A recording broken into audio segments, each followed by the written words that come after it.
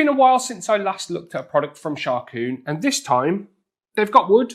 This is the Skiller SGK50 S3 Wood PBT, a compact 75% hot swappable board with VIA support, so it's open source customization, and as you can see, a full wooden housing. Sharkoon is rolling out other stuff that we saw at Computex earlier in this year, like design bundles which feature matching keycaps and a desk mat. I haven't been sent one of those to look at, unfortunately, but we've got this wooden unusual keyboard. Does the wood aesthetic come with a decent typing experience? And what's the deal with getting one of these keyboards, or pretty much anything from Sharkoon, here in the UK? Let's talk about it, shall we?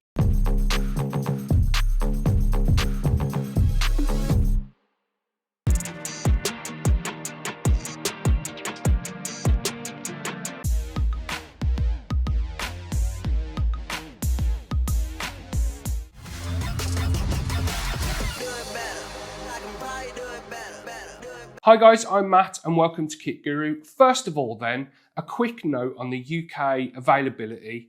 The review sample that I've been sent, as you can see, is an ISO UK layout, but at the time of filming this video, there's no official UK pricing or availability.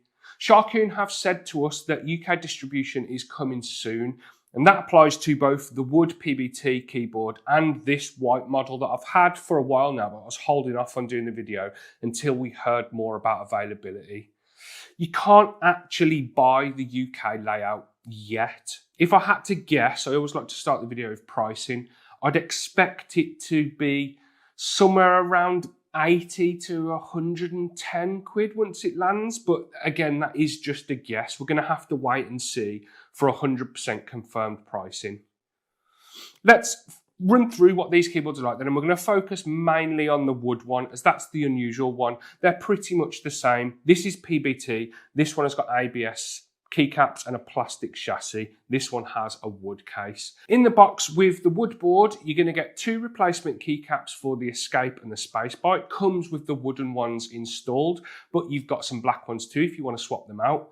You get a braided coiled USB-C cable with both of them and a cleaning cloth. Then you've got some spare rubber feet and both keycap and switch pullers. Design-wise and build-wise then, the wooden case is obviously the standout feature on the Wood PBT model.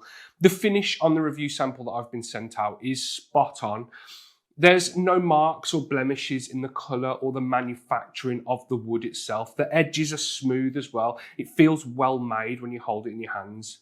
The board sits flat on a desk. There's no adjustable feet on the wood model, whereas there is adjustable feet on the ABS plasticky model, whatever you want to call it, the standard model. So if you choose to opt to go for the wood one, whenever you can pick one up here in the UK, then you're stuck with a single typing angle. The boards are fully RGB backlit, which on the wooden one, it's fully customizable using VIA or VIA, whatever you want to call it. And there's more on that later in the video. We'll focus on the wooden one for the rest of the video then, as I feel this is the one that's more of a standout product and it's more going to catch the eye for in Sharkoon's lineup of keyboards.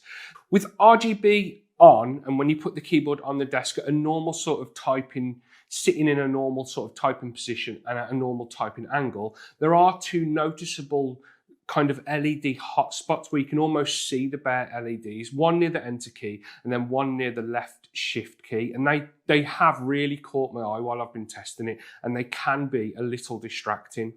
The USB-C port, which is located in the left-hand corner of the top edge of the keyboard, has a little wobble when there's a cable inserted into it, but even with that being said, it hasn't caused me any issues, but it doesn't feel the greatest kind of build quality wise. Talking about layout and stuff then, as you can see, obviously this is a 75% layout keyboard. So it retains the arrow keys and then the function row, and then over on the right hand side, it's kind of got a tight cluster of navigation keys. Most of them are there. The footprint is compact, but it's still genuinely workable for daily use. If you're moving from a TKL down to a 75%, there's a very minimal learning curve. If you go from a full size, you'll notice the tighter nav spacing and stuff like that, but it still covers work and gaming comfortably. It's my favourite size layout of keyboard, but each to their own. Talking about switches, keycaps and stabilisers then, the Wood PBT model features Gateron G Pro 3.0 yellow switches, which are linear, and then the whiteboard that has the standard Gateron yellows, which are also linear. They both feel and sound very, very similar. I think, though, this is a little bit controversial. If I had to pick, I probably prefer the standard yellows that are in the black and white keyboard on your left, my right. The spacebar on the Wood model out of the box does have a slight touch of rattle on the left-hand side. The other stabilised keys are fine, but the spacebar does sound a little uneven. Here's a sound test comparing the two.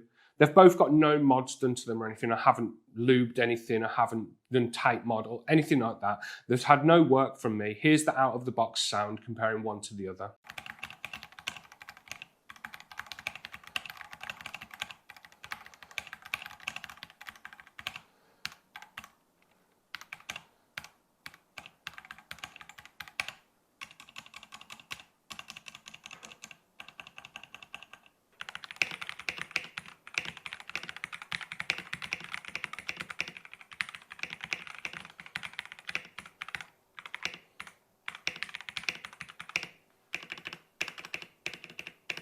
Looking to buy a gaming PC? Then you need to visit Cyberpower PC. We'll help you with the best spec at a price you'll love. With us, you get 5 years warranty, a lifetime of technical support, and systems built by experts. So it's no wonder so many gamers choose Cyberpower PC.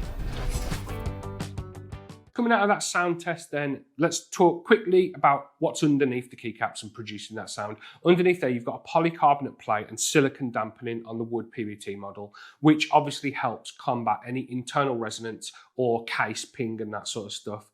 Overall, I'd describe the sound of this one as a little clacky, but in that sort of stereotypical mechanical keyboard sort of way. The typing feel is nice and satisfying. The sound, though, it's not perfectly uniform. On my unit, the F key sounds quite a bit different to some of the keys that surround it, and it is noticeable when you use it. The keycaps then, on this model, the keys in the name, you've got PBT keycaps on the Wood model, and they feel good. They feel better than the ABS keycaps found on the whiteboard for sure, and they should last a bit longer. The PBTs have a very smooth texture. They've got clean legends. I quite like the font that Sharkoon has opted for in the design sort of process in coming up with this keyboard. The two wooden keycaps, the escape key and the spacebar, they're nicely machined. And honestly, I'd love to see a full wooden keycap set to really go all in on the wood theme. It's an eye-catching keyboard as it comes, but I think that would take it up a level or two. For connectivity and stuff then, it's a wired-only keyboard connecting via USB-C. The included coiled cable, that's a nice touch at this predicted price point of around 100 quid. I don't know. I'm sure if Sharkoon correct us on the pricing, I'll drop it in the pinned comments. But the cable that they include does feel like a nice touch, but it does feel cheap next to some sort of nicer aftermarket cables. The SGK50 S3 Wood PBT supports hot swap for the switches and is compatible with both 3 and 5 pin switches. And then polling rate is 1000 Hz, and that can't be adjusted, but that's no major issue. 1000 Hz is enough for 99% of people out there. Other USB-C cables, if you don't want to use the included coiled one, do fit. I've tried a few different ones and they work fine despite that slight bit of wobble that I mentioned on the port earlier. Day to day then, and I'm repeating myself and I'll say it again, the 75% layout is definitely the sweet spot for me. It's compact but functional. The wood case adds a bit of mass to the design, which helps dampen the sharper overtones versus a plastic chassis keyboard. You can definitely tell the difference. The linear switches, they feel smooth and they feel quite satisfying. And then the PBT keycaps on the Wood model feel premium enough. Aside from that left spacebar rattle that I mentioned earlier, nothing jumped out to me as a deal breaker for using this keyboard every day. For work, it's clean and it's understated, and I love how mature it looks when compared to some like full-on gaming keyboards we've seen in the past. I think Sharkoon kind of get what people want from design, or what I guess most of the people out there want from design. Let us know in the comments if this is the sort of thing and the sort of direction that you want to see keyboard design going. For gaming then, it's responsive enough for my sort of level of gaming. It's never skipped a beat in regards to input registration or responsiveness and stuff like that. Talking about software and customization then, and Sharkoon have gone down the open source route when it comes to that sort of stuff. You can do macros and lighting on the fly by using keyboard shortcuts, so you don't technically need to ever tinker with anything more than that if you don't want to. Or you can jump into VIA for key remapping, as I mentioned earlier. You can set different layers. You've got more in-depth control over the lighting and the tweaks and that sort of stuff without installing any software at all. It's all web-based. And when I tested that out with the SGK50 S3, VIA detected the board instantly, and I didn't have to download any JSON files or anything like that, which you sometimes have to do when you configure keyboards in this way. And changes are saved to the onboard memory on the keyboard reliably, and they obviously persist when you haven't got VIA running in the background. To wrap the video up then, I think this is a good keyboard that stands out from the crowd. I think that's the biggest thing that I take away from it. Wood is very much a PC trend in 2025, especially in PC cases and stuff like that. And I'm glad we're now seeing it trickle down into peripherals and stuff. And the SGK50 S3 Wood PBT, I think, will sit perfectly next to a case with wood accents if you're going to go for that kind of minimalist, kind of maybe Scandinavian studio desk sort of look. It doesn't pack any like crazy gamer trickery, like there's no wireless connectivity, there's no adjustable actuation or SOCD or anything like that. But what it lacks by missing out those functions, that functionality, I think it makes up for in its form with an eye-catching design and look and genuinely tidy craftsmanship on the wooden shell. There's a nice balance of the wood and the black colour scheme, hot-swappable switches, PBT keycaps, open source software support, and then it's pretty pleasant sounding with the stock setup out of the box. It's kind of got a lot going for it. And as I said earlier, we don't have confirmed UK pricing or availability just yet, but based on Sharkoon's track record, I can't see it being mega expensive.